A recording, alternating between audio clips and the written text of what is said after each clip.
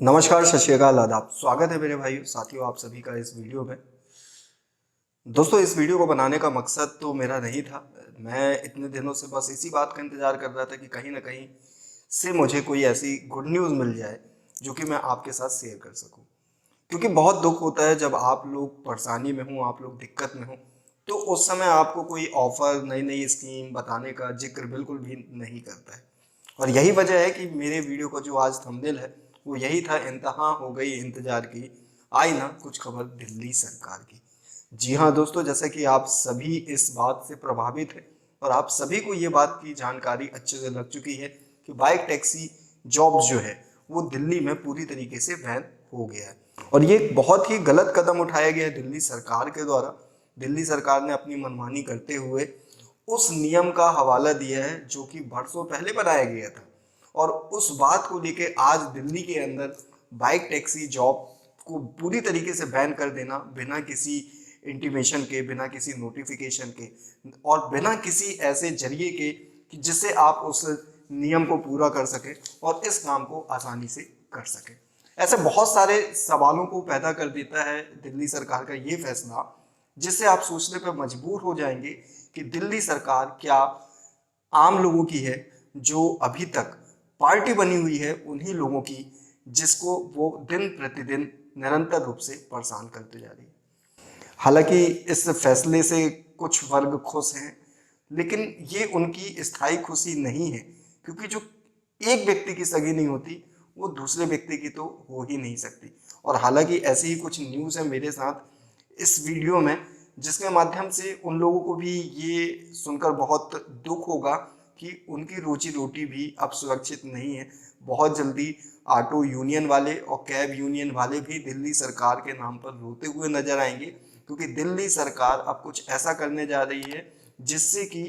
Transport के जो भी माध्यम है, जो इंडिविजुअल माध्यम है, वो चाहे बैटरी चालक हो, वो चाहे बाइक टैक्सी चालक हो, या फिर वो कोई ऑटो वाला हो या कैब वाला हो, सबकी रोजी रोटी पूरी तरीके से बर्बाद करने का बीड़ा जो है दिल्ली सरकार ने उठा लिया है। और इसी फैसले से रिलेटेड कुछ प्रश्न हैं जिनका उत्तर मैं इस वीडियो में देने वाला हूं। और यदि आप इसी समुदाय, इसी वर्ग से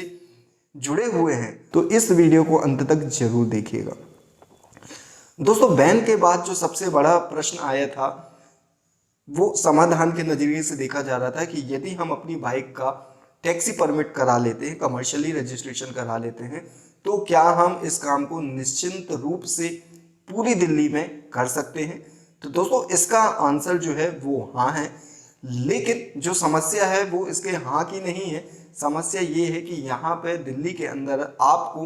किसी भी आरटीओ में इसका प्रोविजन अभी उपलब्ध नहीं है। इनको आने में 2-3 महीने लगेंगे, और 2-3 महीने का मतलब ये है कि जो व्यक्ति अपनी रोजी रोटी सिर्फ इसी काम से चला रहा है, इसी से वो अपने घर परिवार का खर्चा चला रहा है, बच्चों की फीस भर रहा है, मकान का रेंट दे रहा है, वो सारी चीज़ें अब उसके लिए बहुत ही मुश्किल हो गई। कुछ लोगों को तो मैंने इस तरीके से दुखी देखा कि बस आंखों से आंसू निकलना बाकी रह गया, लेकिन उनकी जो पीड़ा है, उनका जो दर्द है, वो एक लोगों तक का नहीं है। दिल्ली सरकार ने अपनी इस नादानी की वजह से एक दो नहीं, हजार नहीं, बल्कि 1 लाख से भी अधिक लोगों को प्रभावित किया है, जिनका पूरा परिवार सिर्फ इसी के जरिए चल रहा था। कुछ इंटरव्यूज में देख रहा था कि जो बाइक टैक्सी की वजह से प्रभावित हुए हैं उनमें से कुछ 50+ वाले लोग भी हैं, जिनका कहना है कि अब हमारे पास जीवन में कमाई का एक आखिरी जरिया बचा था, जिसके जरिए हम अपना घर परिवार चला रहे थे, और इस उम्र में हम कुछ किसी दूसरी फील्ड में स्विच भी नहीं कर सकते।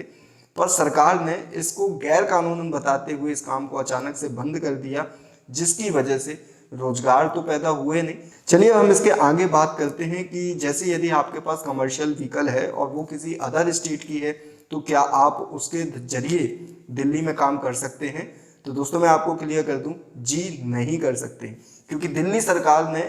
पुलिस प्रशासन को इतना अधिकार दे रखा है कि आप सिर्फ और सिर्फ दिल्ली में दिल्ली आरटीओ द्वारा वेरीफाइड, सर्टिफाइड कमर्शियली व्हीकल को ही आप अलाउ करोगे। यदि कमर्शियली रजिस्ट्रेशन दिल्ली के बाहर का है, यूपी का है, हरियाणा का है, या फिर किसी अदर स्टेट का है, तो उसे भी आप कंसीडर नहीं करोगे, क्योंकि उसके लिए भी स्टेट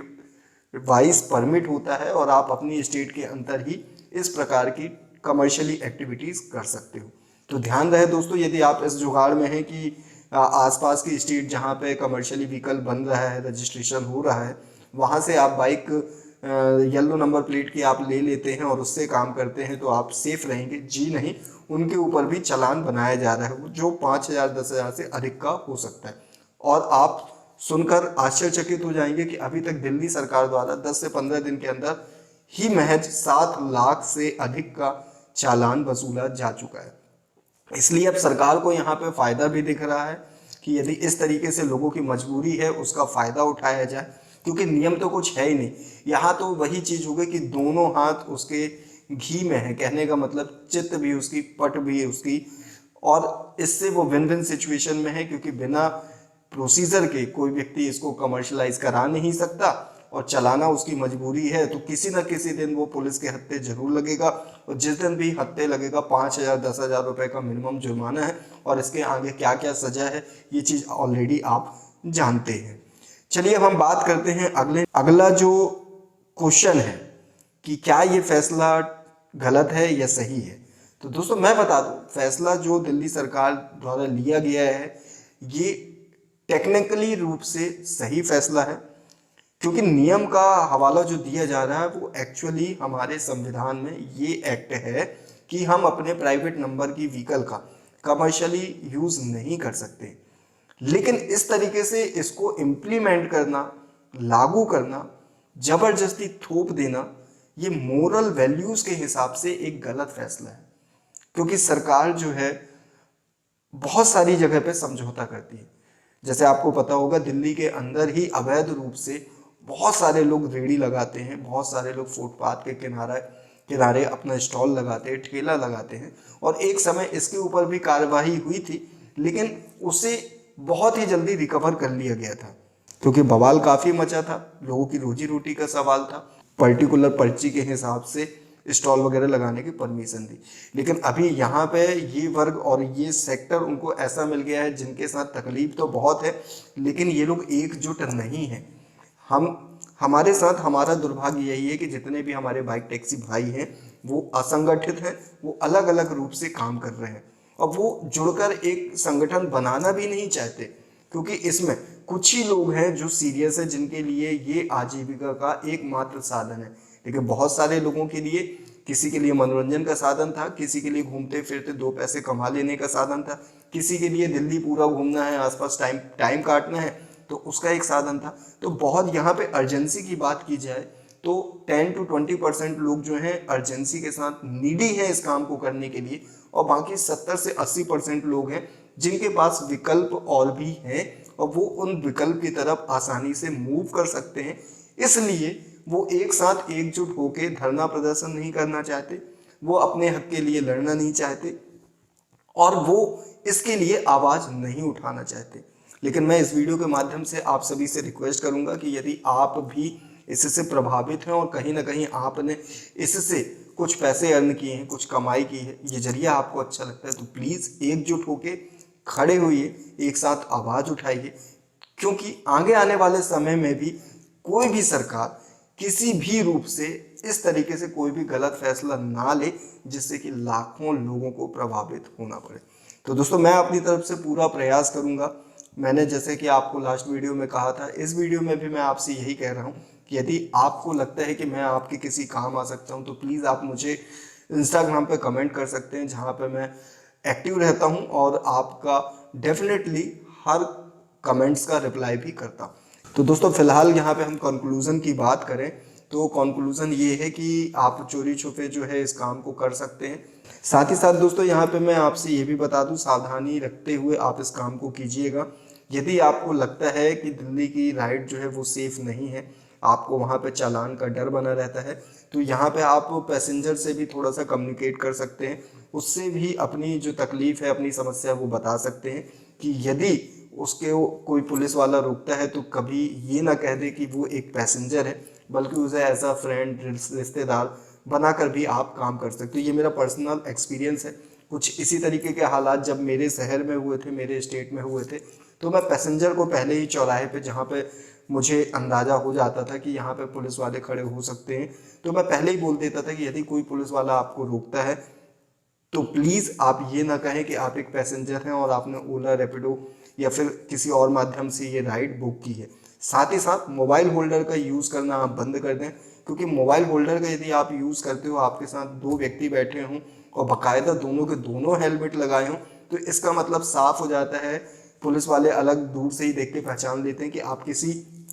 बाइक टैक्सी प्लेटफॉर्म के साथ काम कर रहे हो। क्योंकि वहाँ पे कोई व्यक्ति हेलमेट पहनने की जिद करे न करे, लेकिन जब आप काम कर रहे होते हो तो कंपनी के गाइडलाइंस को पूरा करने के लिए आप उन्हें हेलमेट जरूर ऑफर करते हैं। और ये भी एक अलग से ही निशानी है, जब आप अकेले हो और आपके पास दो दो हेलमेट आपकी बाइक पे टंगे हो, तो पुलिस वाला दूर से ही देख के पहचान जाता है कि ये जो दूसरा हेलमेट है ये पैसेंजर के लिए है। तो कुछ इस तरीके की निशानियां हैं, इसको आप हटा दीजिए। मजबूरी है, ज़रूरत है तो आप इस काम को करें, लेकिन बहुत ही सतर्कता के साथ। और ये एक और चीज़ है, अभी दिल्ली सरकार ने एक और जो है ऑटो यूनियन और ये फिर कैब यूनियन, इनकी भी जो समस्याएं हैं बढ़ाने का फैसला कर लिया है, क्योंकि दिल्ली सरकार द्वारा 2080 बसें, छोटी ई बस, ये बहुत ही जल्द दिल्ली में लेके आने वाली है, जो कि मोहल्ला बस के नाम से फेमस होगी। और छोटे छोटे स्पॉट्स भी हैं, छोटे छोटे मोहल्ला भी है, उनको भी कवर करने का काम करेगी, जिससे कि पूरी दिल्ली में ई बस बढ़ जाएगी। और फिर आप ये समझिए कि या तो बाइक राइडर, ना ही ऑटो वाले, ना ही कैब वाले और ना ही बैटरी चालक, किसी की भी रोजी रोटी जो है वो बहुत अच्छी नहीं रहेगी। क्योंकि सीधी सी बात है, जब इस तरीके से लोकल ट्रांसपोर्ट मिलेंगे तो मोस्टली लोग जो है वो इन सर्विसेज की तरफ मूव कर जाएंगे। तो दोस्तों, किसी भी की मजबूरी का फ़ायदा ना उठाएं, किसी की भी मजबूरी पर हंसे ना उस पर, क्योंकि जो समय है वो सबसे बड़ा बलवान होता है और समय बदलते देर नहीं लगती है। तो दोस्तों, हमेशा सुख में खुश रहें, दुख में सबका साथ दें। इसी नियत के साथ, इसी विश्वास के साथ मैं आपसे अलविदा लेता हूँ। मिलते हैं अगले वीडियो में किसी और अच्छे टॉपिक के साथ। तब तक के लिए जय हिंद, जय भारत, वंदे मातरम।